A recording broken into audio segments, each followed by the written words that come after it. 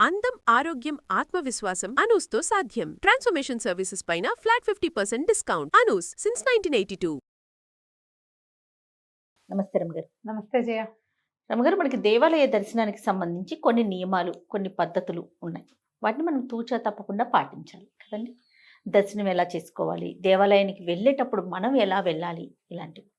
అయితే ఒకే రోజు మనం ఒక 2-3 దేవాలయాలు దర్శనం పెట్టుకున్నాం అనుకోండి, అలా వెళ్ళినప్పుడు ప్రతి చోట కూడా కాళ్ళు కడుక్కోవాలా, ఏమన్నా ప్రత్యేకమైన నియమాలు ఏమన్నా ఉంటాయా రమ్మగారు?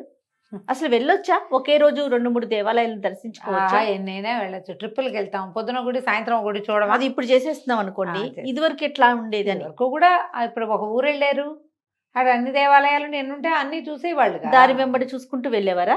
సాధారణంగా దేవాలయ దర్శనం అనగానే ఏమిటి, మనం ఒక పవర్ఫుల్ ఆరా ఉన్న ప్రదేశంలోకి మనం వెళ్తుంటే సాధ్యమైనంత పవిత్రంగా, శుభ్రంగా, మనసు పవిత్రంగా, శరీరం శుభ్రంగా, విడిచినవి కట్టి విడిచినవి అలాంటి బట్టలు కట్టుకోకుండా శుభ్రంగా పట్టు చీరలే అక్కర్లేదమ్మా, ఉతికినవి బట్టలు అప్పుడెప్పుడు 5-6 సార్లు కట్టుకుని హ్యాంగర్లకు తగిలిచిన కట్టుకుని గుళ్ళల్లోకి వెళ్ళకండి.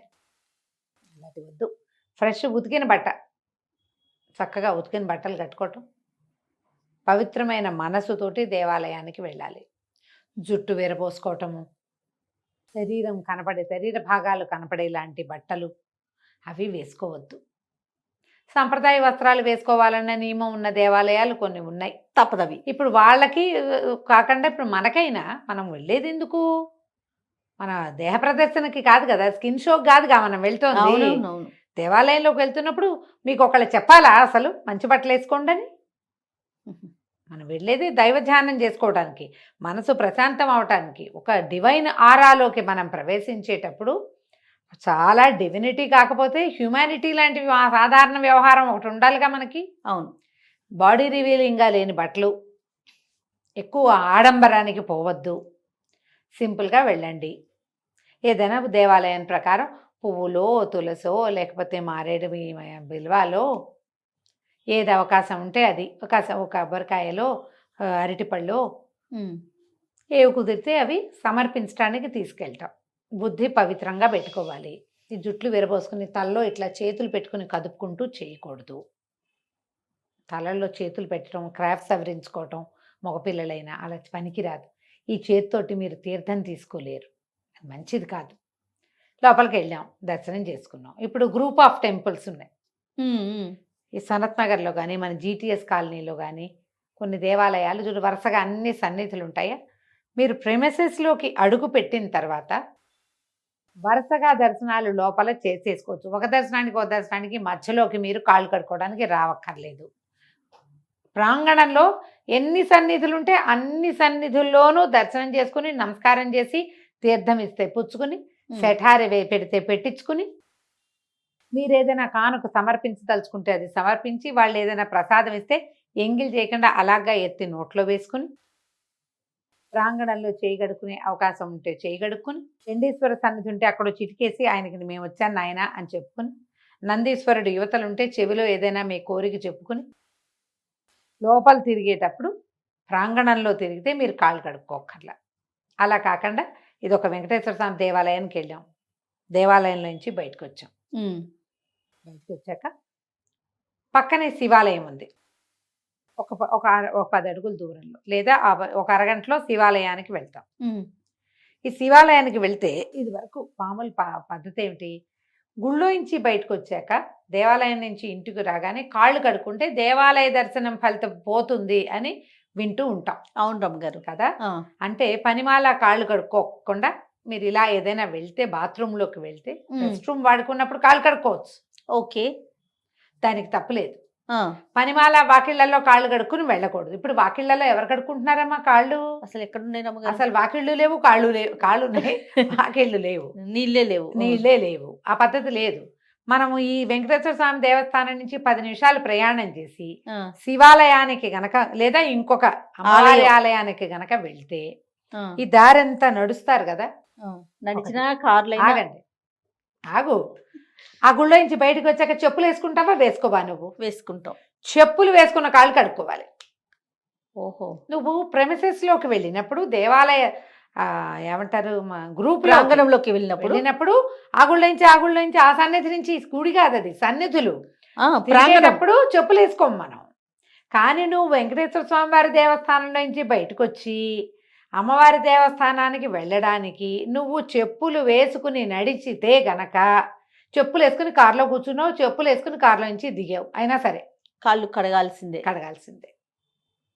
అప్పుడు కాళ్ళు కడుక్కొని లోపలికి వెళ్ళాలి. మళ్ళీ అక్కడి నుంచి బయటకు వచ్చావు, అక్కడెక్కడో సుదర్శన స్వామి ఉన్నాడు, అక్కడ దాకా నువ్వు ఒట్టి కాళ్ళతో నడిచినా రోడ్డు మీద నడిచావా కాళ్ళు కడుక్కో. చెప్పులు వేసుకున్నా కారులోనేనండి అసలు అడుగు కింద పెట్టలేదు, చెప్పుల్లో పెట్టివే నువ్వు కాళ్ళు కడగాల్సిందే. ఇందులో అమెండ్మెంట్లు తీస్తారు. అంటే మేము అసలు చెప్పులే వేసుకోమండి, చెప్పులు లేకుండా ఉంటామండి, అయినా కూడా కాళ్ళు కడుక్కోవాలి.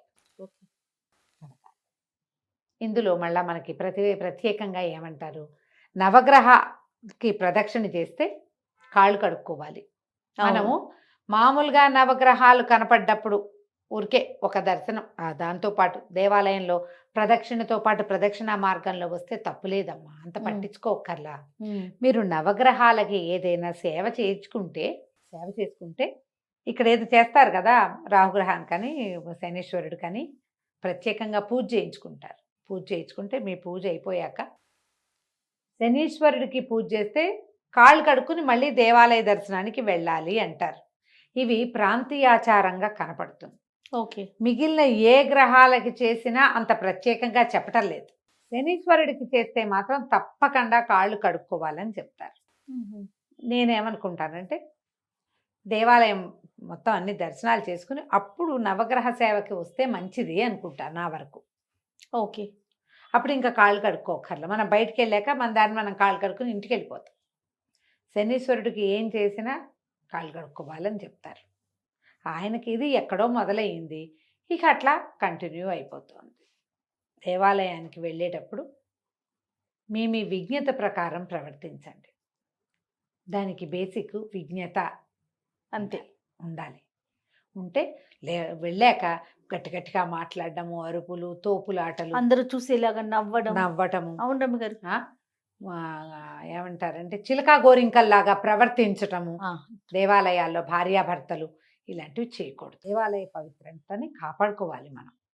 మనం వెళ్ళేదే డివైన్ ఎనర్జీలోకి వెళ్తున్నాం, దైవికమైనటువంటి ఆ ఆరాలోకి ప్రవేశించేటప్పుడు ఎవరి భక్తి వాళ్ళదే.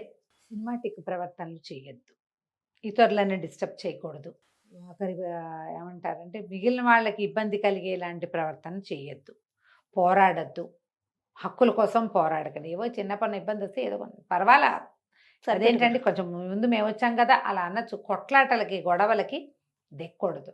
మీరు ఎంత చక్కగా వచ్చినా ఇది దిగారా అది పోతుంది. అక్కడికి వెళ్ళిగా మనకి ప్రశాంతత రావాలి. మనం ఉన్నదాన్ని పాడు చేసుకుంటే ఎట్లా? అవును కదా, ఆలోచించి ప్రవర్తించండి అంతే. తప్పకుండా రమ్య గారు. నమస్తే. నమస్తే జయ.